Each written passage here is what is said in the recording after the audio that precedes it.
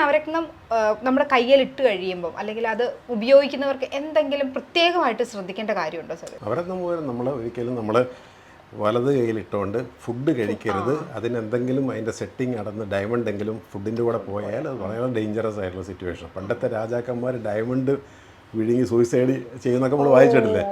Diamond അത്ര ഷാർപ്പാണ്. Diamond cut ചെയ്യണമെങ്കിൽ diamond തന്നെ വേണം. Hardest stone in the universe എന്നാണ് പറയുന്നത്. ഡയമണ്ട് കട്ട് ചെയ്യണം ഡയമണ്ട് തന്നെ വേണം, അല്ലാതെ കട്ട് ചെയ്യാൻ പറ്റത്തില്ല. മനസ്സിലായില്ല? അപ്പോൾ അത് വളരെ ശ്രദ്ധിക്കണം. പിന്നെ നമ്മൾ പേൾസും കോറൽസും അഴിഞ്ഞു പോവും. അത് ഏതെങ്കിലും കടയിൽ കൊടുത്താൽ അവർ കൃത്യമായിട്ട് റീസെറ്റ് ചെയ്ത് തരും. അതുകൊണ്ട് മറ്റു ദോഷഫലങ്ങളൊന്നുമില്ല. അങ്ങനെയാണ് നമ്മൾ പൊതുവേ രത്നങ്ങൾ ക്ലീൻ ചെയ്യേണ്ടത്. അതായത് എമറാൾഡ് ആകട്ടെ, റൂബി ആകട്ടെ, ഏത് കല്ലുകളും നമ്മൾ ക്ലീൻ ചെയ്യുന്നതിൻ്റെ മെത്തേഡാണ് ഞാൻ പറഞ്ഞത്.